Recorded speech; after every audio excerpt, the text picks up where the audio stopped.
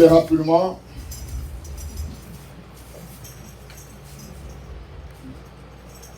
Dans 1 Roi chapitre 19.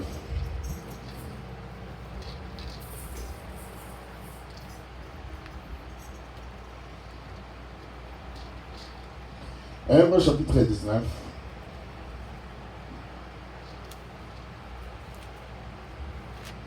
Nous allons parler sur les discernements.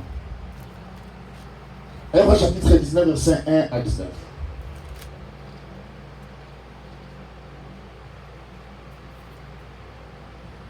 Je vais lire rapidement. Prenez vos Bibles. Akab rapporta à Jézabel tout ce qu'avait fait Élie. Je parle d'Élie, le prophète. Comment il avait tué par l'épée tous les prophètes de Baal.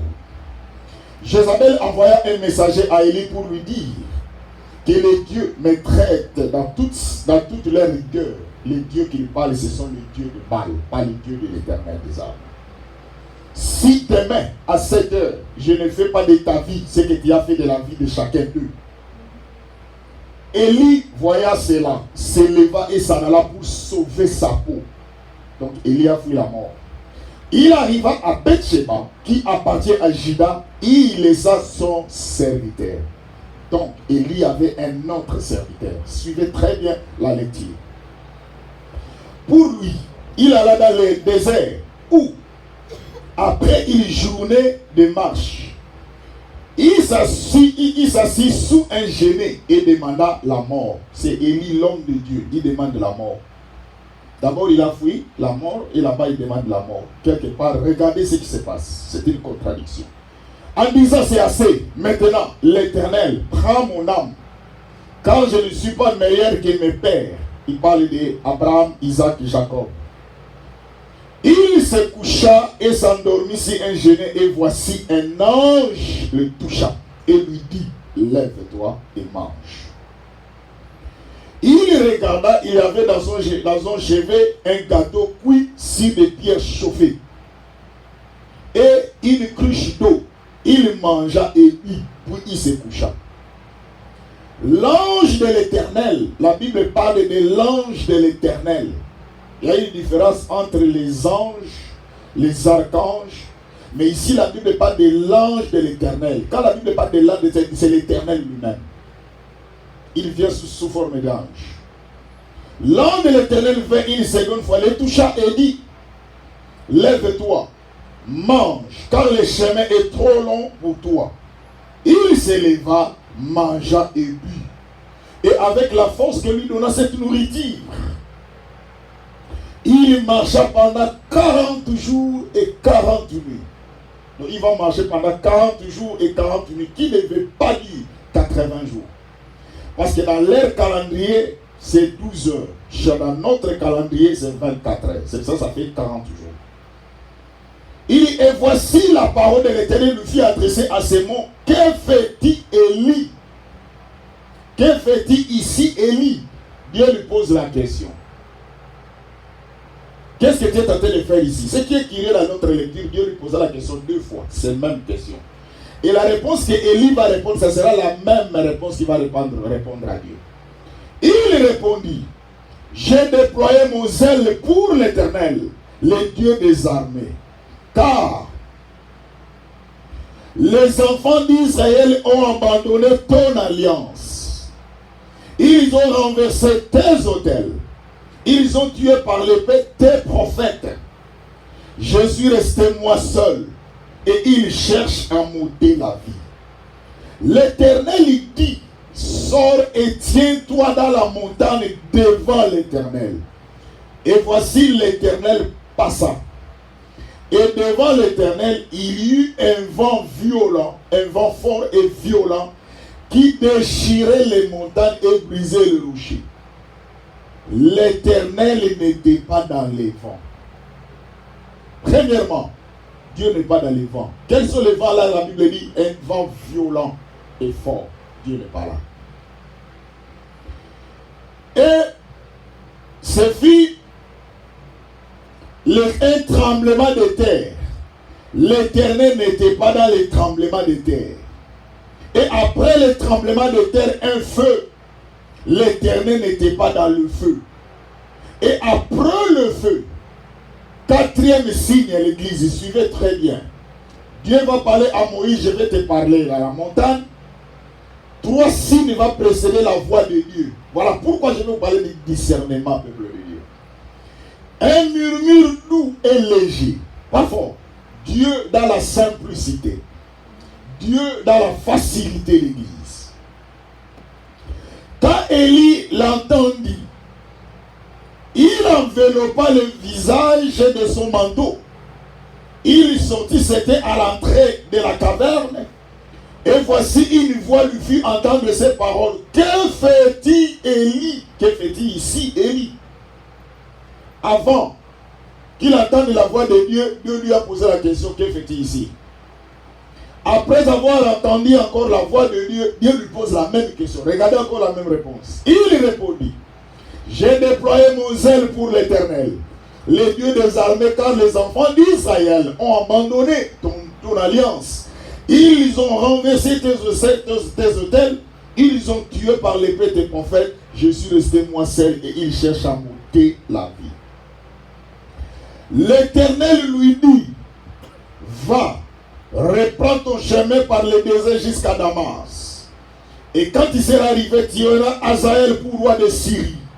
Tu auras aussi Jéhu comme fils de Napchi pour roi d'Israël. Tu auras Élisée, fils de Shaphat, la belle Méoal pour prophète à ta place. L'église, on peut se limiter ici. Je vais parler au peuple de Dieu, l'église. Pourquoi nous avons choisi de parler sur le discernement? Ce qui est plus important pour nous, enfants de Dieu, la période que nous sommes en train de traverser, c'est la période de la confusion. Les enfants de Dieu sont dans une confusion totale. Parce que les enfants de Dieu n'ont plus le discernement. Rappelez-vous, lorsque nous avons accepté le Seigneur Jésus comme Seigneur et Sauveur dans notre vie, à cette époque, ce n'est pas comme aujourd'hui. Aujourd'hui, même dans les églises, les gens n'ont plus la crainte de Dieu. Il y a des gens qui viennent à l'église pour l'un ou pour l'autre, mais ils ne viennent pas à l'église pour Jésus. Voilà pourquoi Dieu nous a mis à cœur de vous expliquer la réalité et le discernement. Le discernement est parmi les dons spirituels. Maman, ma soeur, mon frère, la période que nous sommes en train de traverser, c'est une période de décadence. C'est une période où il y a des enfants, où il y a des hommes qui n'arrivent plus où mettre les pieds. C'est une période que nous avons besoin d'être en communication avec le Saint-Esprit, et c'est lui qui va nous donner le discernement. Il fit un moment de roi qu'on appelle le roi Akab. Rappelez-vous que je vous ai parlé de l'histoire des 12 tribus d'Israël. Les 12 tribus d'Israël, parce que Jacob avait mis au monde 13 enfants. Et parmi les 12 tribus d'Israël, on avait enlevé la femme qu'on appelait Dina. Parce qu'en Israël, on ne compte pas les femmes. On ne comptait que les hommes. Et parmi les 12 tribus d'Israël étaient composés de 2 fils de Joseph, Ephraïm et Manassé. Ce sont eux qui ont remplacé Joseph et Lévi. Parce que Lévi était une tribu de sacrificateurs. Et ce sont eux-là qui ont composé les 12 tribus d'Israël. Rappelez-vous, quand je vous ai expliqué de l'histoire, lorsque les enfants d'Israël, ils vivaient dans l'unité, ils vivaient ensemble. Mais il fut un moment, il y avait un roi qui les dirigeait, qu'on appelait Roboam.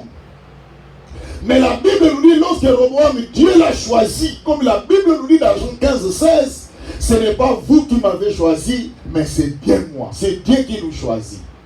Et la Bible nous dit, lorsque Dieu a choisi Roboam, Roboam est allé demander conseil aux anciens, les aînés.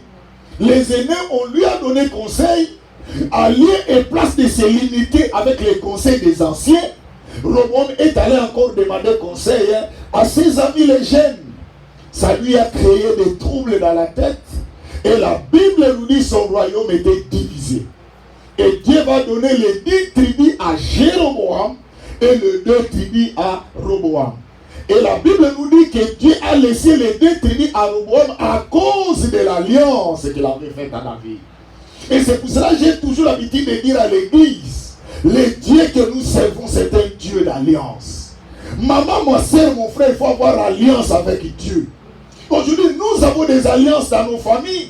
Nous avons des alliances dans nos vies de tous les jours, même dans nos femmes, de nos maris.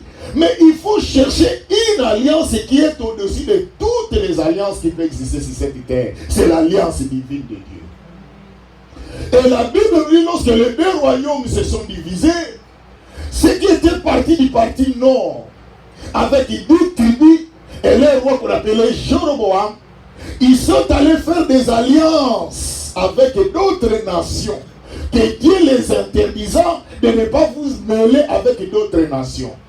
Ils sont allés faire des alliances avec les Assyriens. C'est entre les Israéliens et les Assyriens, vers 722 avant Jésus-Christ, ils vont faire sortir les Samaritains. Les Samaritains sont sortis entre les Israéliens et les Assyriens. C'est pour cela que quand Jésus parlait dans Jean chapitre 4 avec la femme samaritaine, il disait, nous dans la montagne, on adore Dieu dans la montagne. Parce que dans l'Ancien Testament, il y avait 2 montagnes.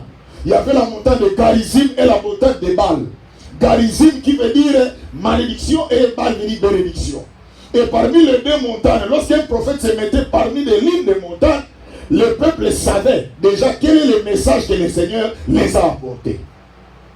Et lorsque eux, du parti nord, sont allés faire cette alliance, Dieu les a envoyés en captivité vers 722 dans les Assyriens. Et ceux qui sont restés, les deux tribus là, avec Roboam, et aussi ils sont allés en captivité à Babylone. Et vous savez leur péché c'est tout simplement parce qu'ils n'ont pas respecté les jours de l'Éternel, les sabbats. Voilà pourquoi j'ai toujours l'habitude de dire au peuple de Dieu, lorsque vous ne respectez pas les jours de l'Éternel, vous péchez.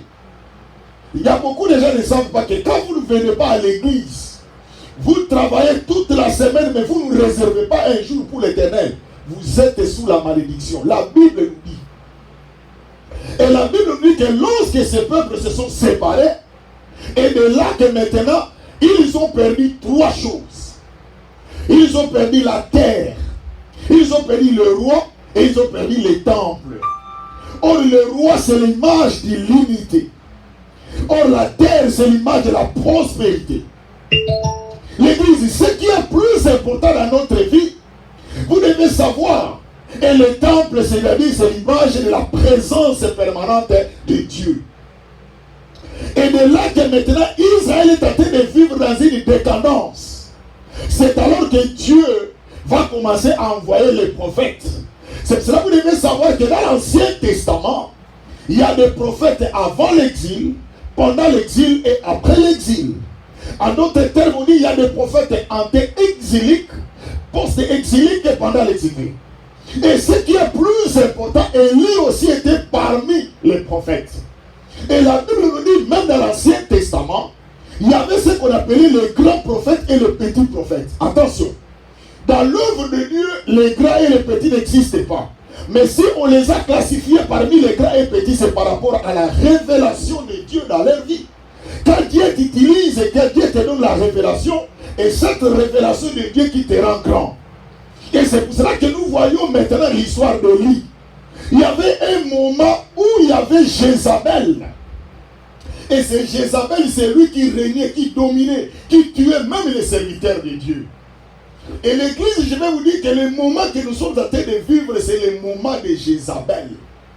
Et l'église, le peuple de Dieu n'ont pas dans le discernement.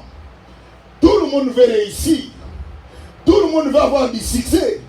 Mais il y a des gens qui ont oublié les valeurs intrinsèques de Dieu. C'est pour cela aujourd'hui, Dieu veut que je vous parle de discernement. Le discernement, c'est quoi? Le discernement, c'est tout simplement un esprit supérieur que le Seigneur accorde dans la vie de quelqu'un. Le discernement, quand Dieu te donne le discernement, une personne qui a le discernement ne voit pas les choses de la même manière que les autres. C'est un don qui vient de Dieu. Et aujourd'hui, tellement l'église, nous sommes dans une confusion. Je vous ai donné un témoignage et un exemple le dimanche passé, rappelez-vous.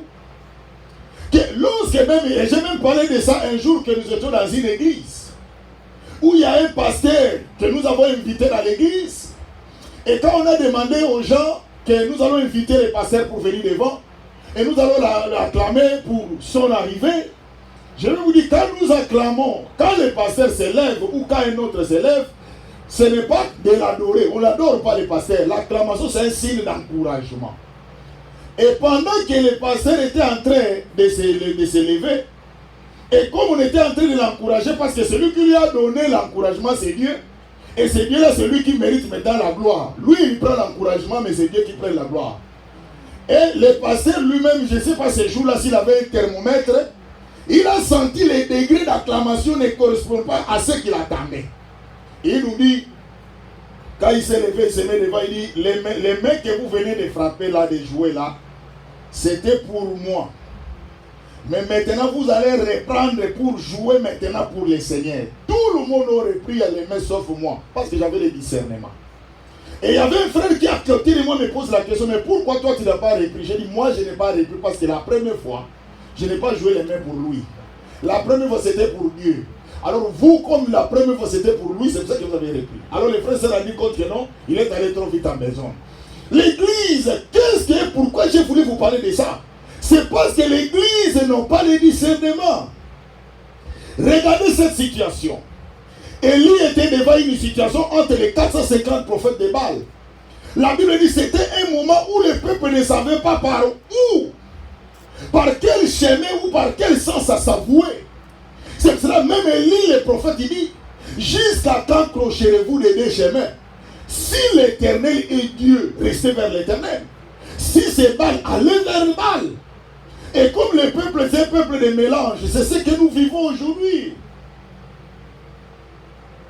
Les gens qui viennent à l'église, et vous devez savoir, l'église, ceux qui font plus de mal aujourd'hui, ce sont les gens qui confessent Jésus dans leur bouche. Ce sont les gens qui parlent de Dieu. Ce sont eux qui sont des mauvaises personnes. Ils n'ont pas en eux la sincérité. Ce sont eux qui sont des escrocs. Et la Bible nous dit, Élie a dit à ses prophètes, a dit à ses peuples, il dit maintenant, c'est un moment de trancher. Celui qui va trancher, ce sera l'Éternel. Alors maintenant, ce que nous allons faire, nous allons ériger des temples, plutôt des hôtels. Et plutôt l'hôtel. Vous, les prophètes de Baal, vous allez commencer votre cérémonie. Et si vous lisez dans la Bible dit que lorsqu'ils ont mis les holocaustes, l'offrande, ils ont mis tout. Il dit, vous n'allez pas utiliser l'allumette, mais vous allez invoquer votre Dieu, celui qui va allumer le feu. Et ce Dieu-là qui allumera le feu sans l'allumette, c'est lui-là qui sera le Dieu à ce jour. Et la Bible nous dit, les prophètes de Baal commencent à invoquer.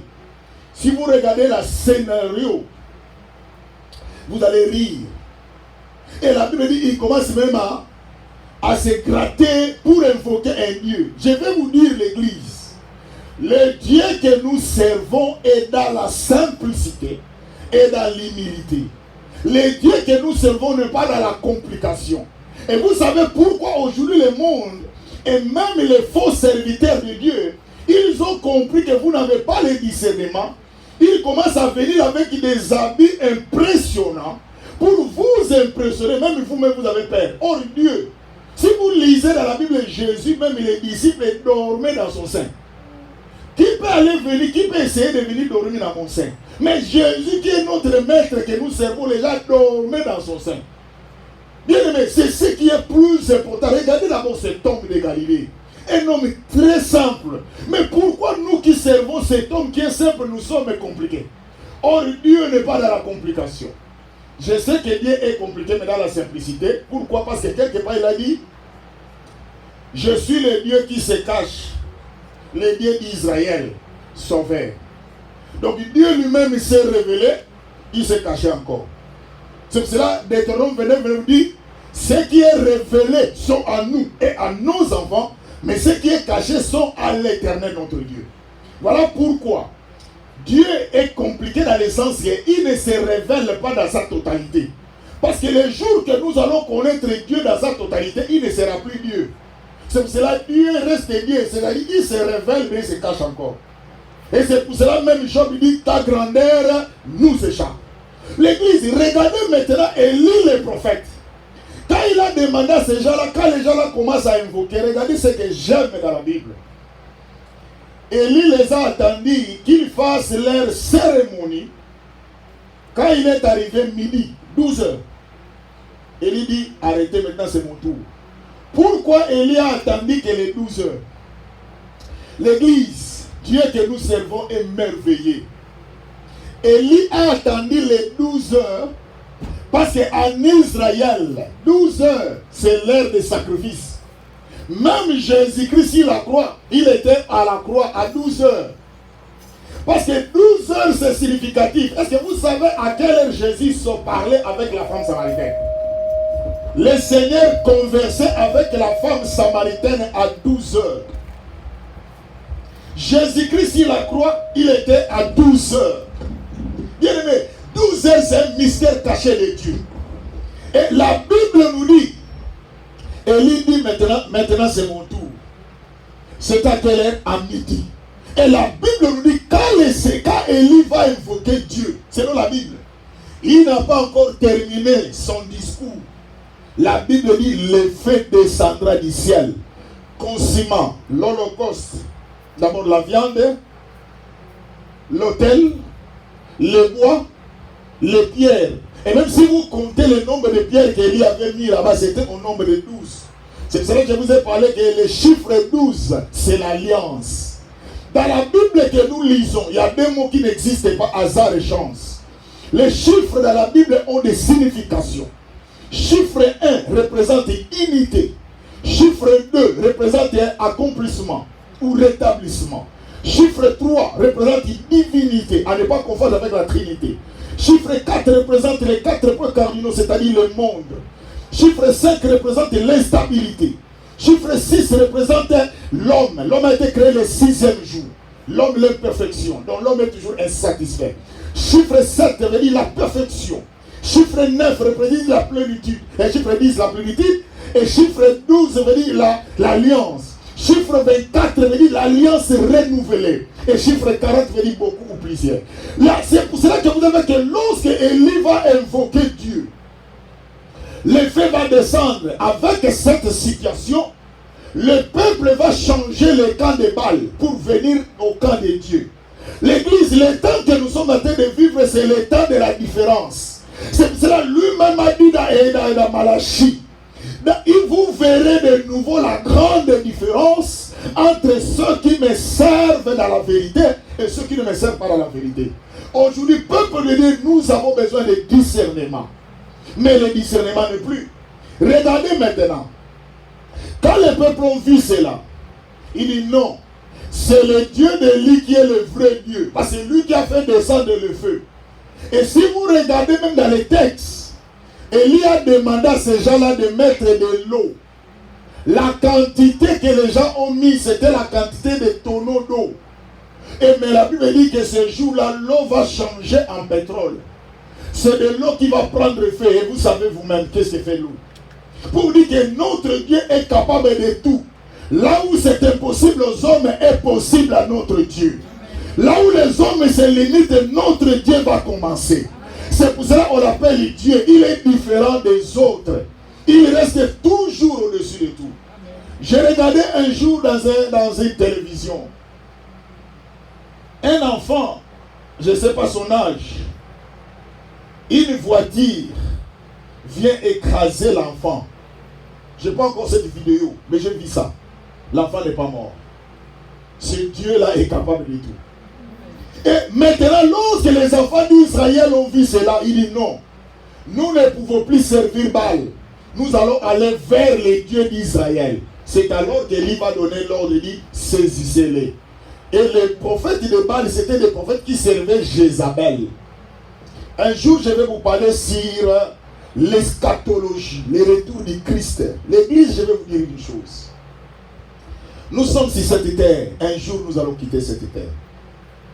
Le royaume des cieux n'est pas négociable. Tout ce que nous avons sur cette terre resteront. Voilà pourquoi nous prions. Tout ce que nous avons sur cette terre, c'est pour un temps. Tu ne peux pas donner ta vie et perdre ta vie. C'est pour ça que la Bible dit, que servirait-il à un homme de gagner tout le monde s'il perdait son âme? Ton âme est plus que toute chose. Et la Bible nous dit, lorsque les enfants d'Israël ont tué tous les prophètes de Baal, ça restait dans la tête de Jézabel. Jézabel a dit à Élie, ce que tu as fait, Akab c'était un prophète, et plutôt un roi. C'est lui qui est allé accuser l'homme de Dieu. À cause de quoi? À cause de la femme. Voilà pourquoi l'église, nous devons y a des fois gérer nos émotions et nos sentiments. C'est ce qui est plus important.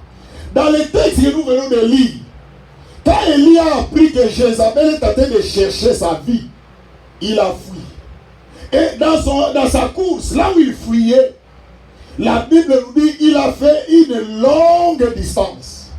Mais ce que j'ai aimé dans les textes, l'ange de l'Éternel était avec Élie. Ma soeur, mon frère, si tout ce que nous faisons sur cette terre, même si les gens de ce monde ne sont pas avec toi, vous savez ce qui me fait pitié? Tout le monde veut que les gens vous acclament. Vous savez pourquoi vous êtes dessus?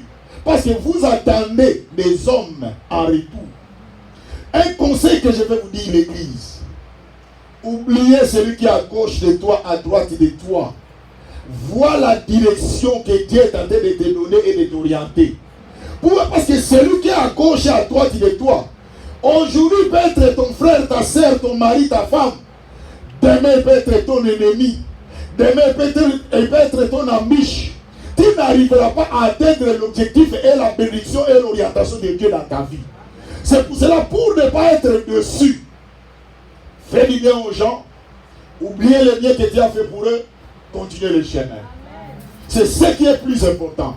N'attendez pas toujours un retour. Je veux que tu me parles. Je sais qu'il y a des choses qui arrivent. Je veux que les gens disent de toi, et tu t'es bien habillé, et tu es belle. Je sais que vous attendez de ça. Mais laisse-moi vous dire, tout le monde ne vous parlera pas de ça.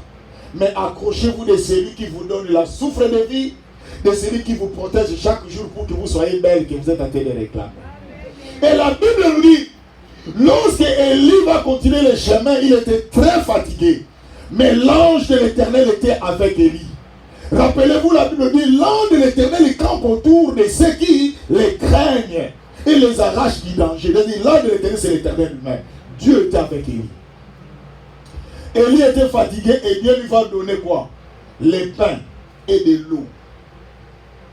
Les pains et de l'eau qu'il va manger, ça représente le corps du Seigneur. Il dit, prenez ces pains et de l'eau, buvez. Cela va vous donner la force. Et vous y arriverez. Vous allez faire la route convenablement. Et la Bible dit, lorsqu'Élie va aller à l'endroit que Dieu lui a donné, Dieu lui a dit, je vais te parler. Je vais te parler. Va dans la montagne. Pourquoi je parle de discernement à l'église? Je viens de lire avec vous ensemble que lorsqu'Élie dit, l'Éternel dit, dans le verset 11, sors et tiens-toi dans la montagne devant l'Éternel. Tiens-toi devant l'Éternel. Et voici l'Éternel passa. Devant l'Éternel, il y a un vent fort. Dieu me regardez. Élie va monter dans la montagne pour écouter ce que Dieu lui a demandé. Dieu lui a dit, allez dans la montagne, moi l'Éternel, je vais te parler. Mais premièrement, Élie attend la réponse de Dieu pendant qu'Élie attendait qu'il entende la voix de Dieu. Première voix qui va sortir, première influence. Devant l'Éternel, il y a un vent. Devant l'Éternel, il y a un vent fort et violent qui déchirait les montagnes et brisait les rochers. Regardez la puissance. Hein? Vous voyez qu'un vent qui est en train de briser les rochers, un vent violent qui est en train de bouger toutes choses, déchirer les montagnes. Mais regardez, la Bible dit en bas, l'Éternel n'était pas dans les vents. Il faut avoir le discernement pour savoir que l'Éternel n'est pas là. L'église, voilà ce que nous sommes en train de vivre aujourd'hui. Premier signe, hein, Dieu lui dit, je vais te parler. Premier signe vient. Deuxième. Et après le vent, ce fit un tremblement de terre. L'Éternel n'était pas dans le tremblement de terre. Deux choses, l'Éternel n'est pas là. Premièrement, le vent, Dieu n'est pas là. Deuxièmement, dans le tremblement de terre, Dieu n'est pas là. Troisièmement, après le tremblement de terre, un feu. L'Éternel n'était pas là. L'église, trois signes. Moi, je crois que si c'était toi et moi, nous allions dire que l'Éternel est là. Mais Élie avait le discernement parce qu'Élie savait comment notre Dieu fonctionne. Bien aimé, même lorsque les enfants d'Israël sont sortis de l'Égypte pour aller dans la terre promise, qu'on appelle aussi la terre conquise, Canaan.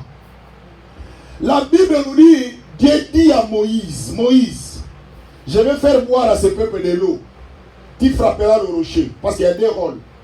Moïse va frapper le rocher, l'eau va sortir. Premièrement, l'eau de Massa et de Meriba. Deuxièmement, Dieu dit encore à Moïse, Moïse, je vais encore faire boire à ce peuple de l'eau. Cette fois-ci, Moïse, tu ne frapperas pas le rocher, mais tu parleras au rocher et de l'eau sortira. Mais Élie va prendre l'ancienne formule. À lieu place de parler au rocher, lui va frapper. Nulle part dans la Bible, on nous a dit, Dieu lui a dit de frapper une fois, lui l'a frappé deux fois. Non, lisez très bien la Bible. Premièrement, Dieu lui avait dit, tu frapperas au rocher. Deuxièmement, Dieu lui a dit, tu parleras au rocher. L'Ancien Testament est l'ombre des choses à venir. Ce que Dieu avait demandé à Moïse dans l'Ancien Testament, il y avait des significations dans le Nouveau Testament. Or, le rocher l'accompagne, c'était la personne de Jésus. Si vous lisez dans 1 Corinthiens 10:3, la Bible dit, ce rocher-là qui était dans l'Ancien Testament, c'était Christ. La première dimension de Jésus devait être flagellée pour que le monde ait la vie éternelle.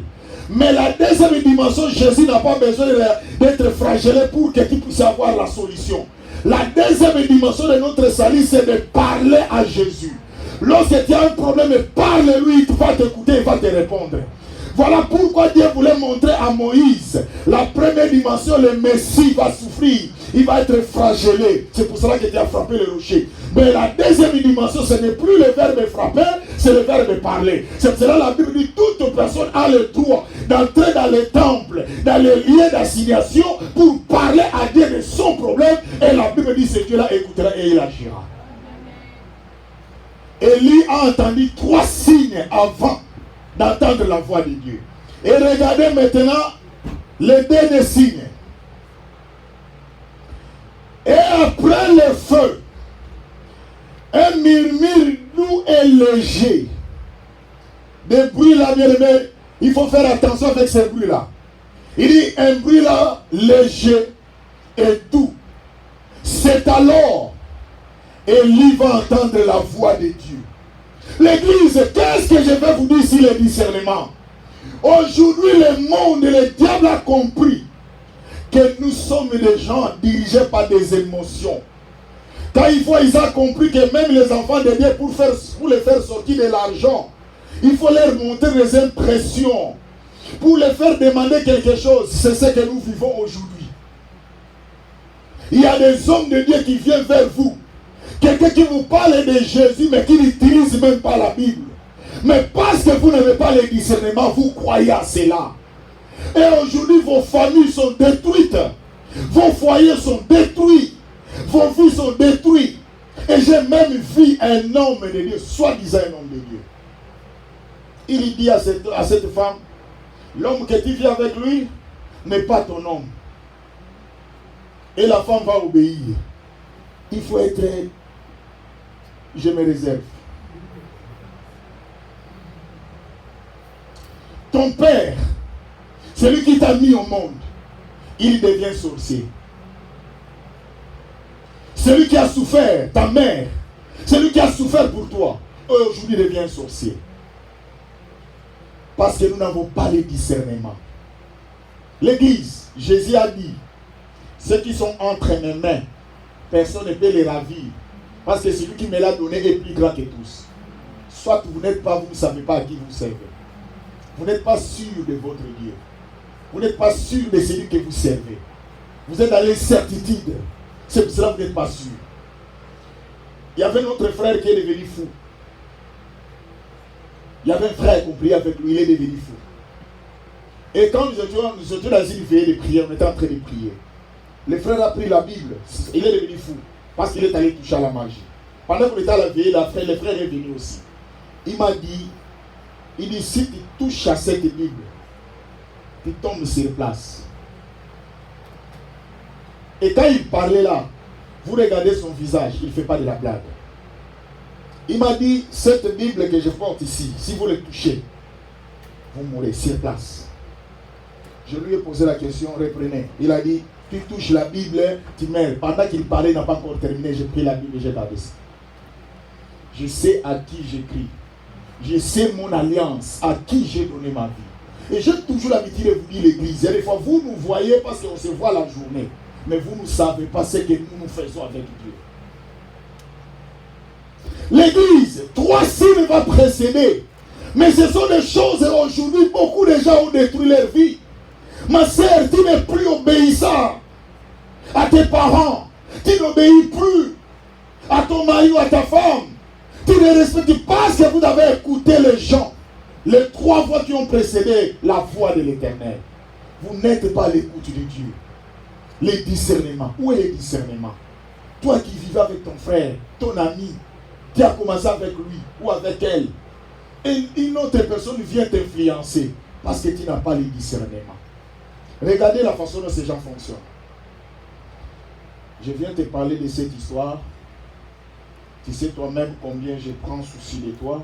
C'est comme ça qu'il fonctionne. Hein? Il est tenté de te flatter. C'est ce qu'on a fait avec le roi Nabucodonosor. Roi vie éternelle. Il savait déjà ce qu'ils vont lasser. Il dit, tu sais toi-même combien je me dérange pour toi. J'ai toujours souci de toi. Et surtout que tu es seul. Vraiment, ce que ce frère-là est tenté, cette soeur-là est tenté de faire pour toi. Vraiment, même moi, je n'étais pas content. Il te travaille ton esprit. Parce que tu n'as pas le discernement. Tu le crois. Comment il va te faire maintenant? Quand tu vas maintenant, j'ai agi. Non, je vais aller dire. Ne t'en faites pas. Laissez-les. La même personne, il t'a bloqué. Il t'a donné de la peine. Hein?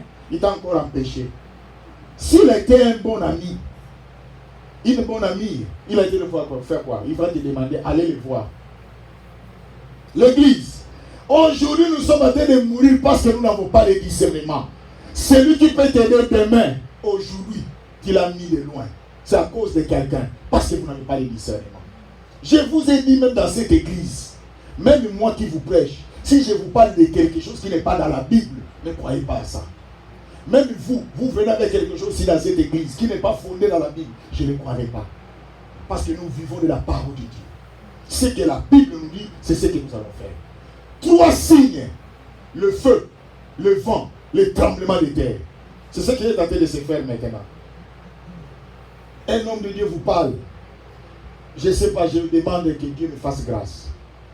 Quelqu'un vient devant toi, il dit Dieu me parle, Dieu me montre. Dieu m'a montré. Non, je vois. Non, même s'il y a la vision, mais non, pas de cette façon. On ne marche pas de cette façon avec la vision.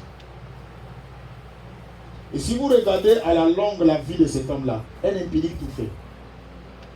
Quel est le rapport entre un voleur, un empirique, avec la vision qu'il fait?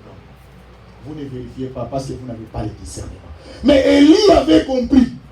3 signes. La Bible dit tremblement de terre, vent violent, le feu. Élie dit, l'Éternel n'est pas dans ses faits. Bien aimé, je vais vous dire, maman, Dieu n'est pas dans les influences d'aujourd'hui. Ce sont les influences aujourd'hui, ce qui se passe dans les églises. Et même dans les mariages, les gens vous donnent des influences. Il vient avec une fleur, il s'agenouille devant vous. Ça aussi, ce sont des influences, parce que vous n'avez pas le discernement. Il y avait un frère, quand on va les marier, là, c'est pas, je ne sais pas si c'était sa faute ou bien c'était la faute de la famille. La famille lui a demandé la dot à un niveau que vous ne pouvez pas imaginer. Même les bassins que l'enfant avait, on avait lavé l'enfant, on lui a demandé qu'il va payer ça. Ah, le frère a souffert. Et quand le frère a tout terminé, il a dit, maintenant j'ai déjà la femme. Toute personne qui viendra, qui entre dans ma maison, ce jour-là, je ne suis pas un homme. Qui a causé ça? C'est vous. Parce que vous n'avez pas le discernement. Le monde, vous êtes en train de mourir. Ma soeur, vous êtes en train de mourir parce que vous n'avez pas le discernement. Je vous ai parlé que le Saint-Esprit, Dieu nous a envoyé le Saint-Esprit, il appelle le consolateur. Regardez, la Bible dit, je vous enverrai le consolateur. Lui-même il parle, hein? Il dit, je vous enverrai le consolateur. Si on vous demande, on vous promet un consolateur, celui qui est un adulte, il doit comprendre qu'il y a un danger qui arrive. Le Seigneur dit, je ne vous laisserai pas orphelin. Je vous enverrai les consolateurs. L'église. Toi, tu es normal. Mais on te promet un consolateur. Qu'est-ce que ça veut dire? C'est le gars adulte. Cela veut dire, il y aura un moment où tu vas pleurer. Ce consolateur va venir pour te consoler. Tu vas pleurer pourquoi? Je ne sais pas. Jésus nous a promis un consolateur. C'est pour cela chaque jour, nous sommes déçus. Dans toutes les manières. Mais le consolateur est là pour nous consoler. Il dit quoi? Tu as besoin de ce portable iPhone. Maintenant, je ne sais pas si c'est 15 maintenant. Je peux même exagérer. Tu as besoin de iPhone 20. Attendez, soyez patient. Tu auras ça. Mais toi, non, parce que tu n'as pas de discernement. Non, je vais en avoir, je vais en avoir. Combien de fois nous avons vu les gens aujourd'hui à cause de manque de discernement? L'église, Élie a compris qu'il y avait 3 signes qui précédaient, mais l'Éternel n'était pas là. Est-ce qu'aujourd'hui, l'église, vous pouvez avoir le discernement pour savoir qui est un serviteur de Dieu, qui est un vrai et qui est un faux? capable. Vous êtes dans les flous, l'église. Même celui qui peut t'aider demain, tu le fais ton ennemi aujourd'hui. Pourquoi? Celui qui peut t'aider demain, parce que tu n'as pas le discernement. Une personne vient te donner, vient t'annoncer une mauvaise nouvelle. C'est lui-même qui a créé ça. Et je vais vous dire une chose. Il y a d'autres personnes qui vous parlent des histoires, vous pensez que ça vient de quelque part. C'est lui qui est l'initiateur. C'est lui. Ça vient de lui. Ça vient d'elle. Il dit, les gens parlent que toi, tu marches comme quelqu'un qui ne marche pas. Ou tu parles comme quelqu'un qui ne parle pas. C'est lui-même. C'est elle-même qui vient de créer ça. Toi-même, tu parles. C'est qui? Parce que tu n'as pas le discernement. Tellement la prière, vous êtes loin de la prière. Et le discernement vient de la prière. Élie avait compris que le diable a compris maintenant, il faut envoyer des faux serviteurs de Dieu qui viennent parmi vous. Et c'est cela que vous voyez que vous n'êtes pas à l'aise. Un homme vient pour vous séparer avec ton homme, avec ta femme, il vous donne des messages. Moi, j'ai toujours l'habitude de dire, Église, écoutez-moi. Ça, c'est comme ça que je fonctionne. Si un jour vous osez dire, pasteur, moi je trouve quelqu'un, je veux que vous me donnez conseil, qu'est-ce que vous décidez? Si je peux continuer, si vous m'engagez, moi, dire à toi. Non. Moi je vais attendre que ton oui et le non. Si tu dis non, je prépare mes enseignements sur ton non. Si tu dis oui, je prépare aussi mes enseignements sur ton oui. Je ne vais pas un jour te dire oui ou non, parce que quand tu vas aller vivre les apocalypses là-bas, tu commences à pleurer à mon nom. Moi, j'ai le discernement. J'ai le discernement. En langue on dit natima. J'ai le discernement, l'église. Je n'oserai pas. Tu prends ta décision. Moi, je dis non, non, non, non, non. Non, moi, je vais préparer ton désir, ta décision. Mes enseignements vont être basés sur ce qui est ta décision. Pourquoi? Parce que tu n'as pas un enfant. L'église, voilà ce que je voulais vous dire. Les 3 signes vont précéder, c'est alors l'autre va venir. Le discernement. Ma soeur, mon frère, tu as besoin de discernement. Je ne dis pas que les gens qui viennent te dire des messages, ils sont toujours dans la fausseté, non. Mais ce que je te demande, de prier le Seigneur, de demander le discernement de l'esprit, pour savoir quelles sont les intentions qui poussent cette personne à me donner ce message. Quel est son intérêt? Qu'est-ce qui est derrière ce qu'il est tenté de faire? C'est ce que vous devez avoir, qu'on appelle le discernement.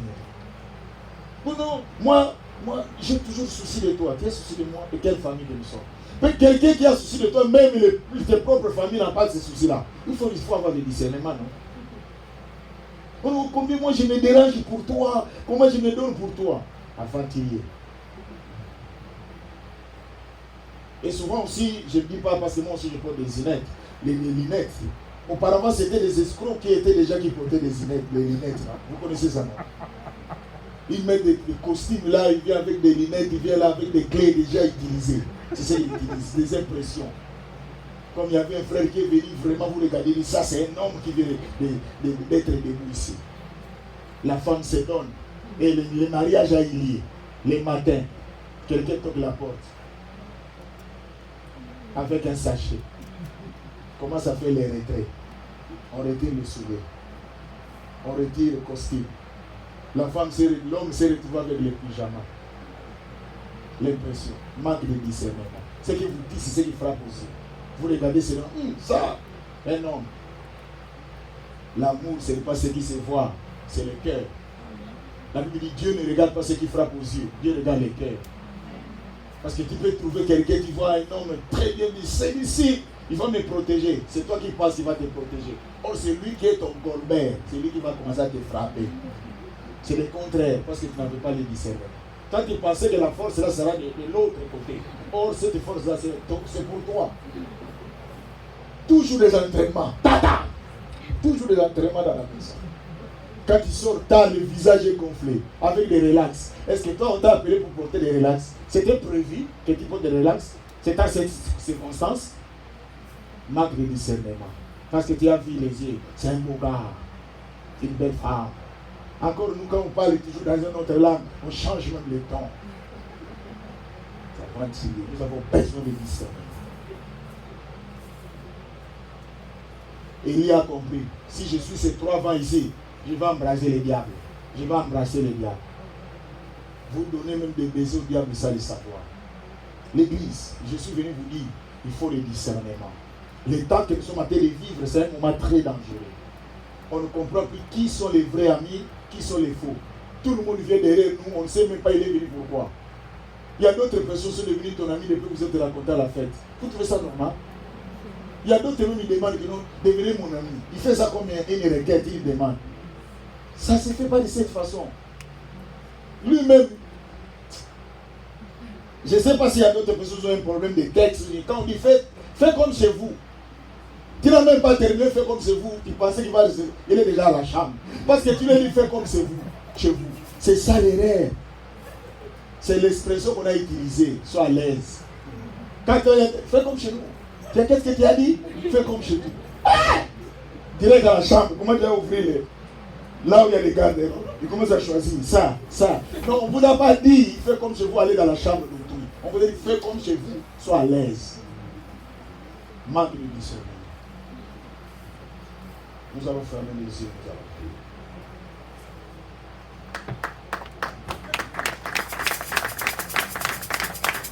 Je veux que tu pries. Demande au Seigneur le discernement. Dis Seigneur, j'ai besoin que tu m'accordes le discernement. L'homme de Dieu Joseph va nous mettre la chanson. Et bien aimé, sois concentré. Et nous allons prier.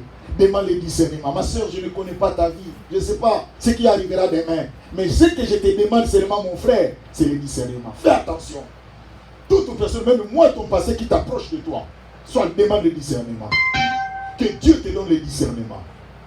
Dans le nom de Jésus. Prions le Seigneur. Dieu de grâce. Père, toi qui es le Dieu de la Bible. Yahweh, nous avons compris dans cette église. Dieu de grâce. Yahweh, aide-nous dans cette église. Yahweh, aide ce peuple.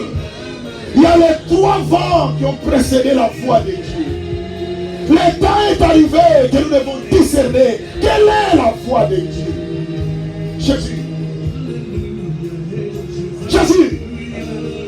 Yahweh, aide-nous, Seigneur. Nous sommes dans une confusion. Merci, Père. Car Jésus, il n'y a que toi l'Éternel des armées. Oh Seigneur, Yahweh, cette église puisse avoir les discernements. Afin de discerner qui est avec nous, qui est avec moi, qui est avec ma famille, qui est avec mes projets, qui est avec mon travail, qui est avec ma vie, qui est avec mes enfants, qui est avec ma femme, qui est avec mon mari. Yahweh, nous avons besoin de discernement. Oh Seigneur, Jésus, Yahweh, le discernement dans cette église et dans notre vie d'église. Yahweh, manifeste-toi dans le nom de Jésus. Restez calme, je vous prie. Seigneur notre Dieu, bénis ce peuple. Yahweh, dans cette église, nous avons besoin de discernement. Donne-nous la sagesse et l'intelligence afin de discerner les temps que nous sommes en train de traverser. C'est un moment difficile. Nous sommes dans une confusion. Celui qu'on passait notre ami, c'est notre ennemi. Celui qu'on passait notre copain, Yahweh, c'est lui qui est venu contre nous. Mais nous avons besoin de toi, Seigneur. Celui qu'on passait comme notre pasteur, c'est lui qui est notre ennemi. C'est lui qui nous détruit. C'est lui qui nous induit à l'erreur. Yahweh, aide cette église. Aide-nous, Jésus. Que nous puissions garder la foi doctrine, la doctrine de Dieu. Toute puissance qui ne lève pas ton nom, visible ou invisible, nous détruisons cela. Que la grâce et la faveur du Seigneur soient avec nous. Dans les noms glorieux et merveilleux notre Seigneur, nous t'avons ainsi prié. Amen. Nous acclamons très fort notre Seigneur. Merci. Que Dieu soit loué, l'Église, pour les discernements que Dieu nous a parlé.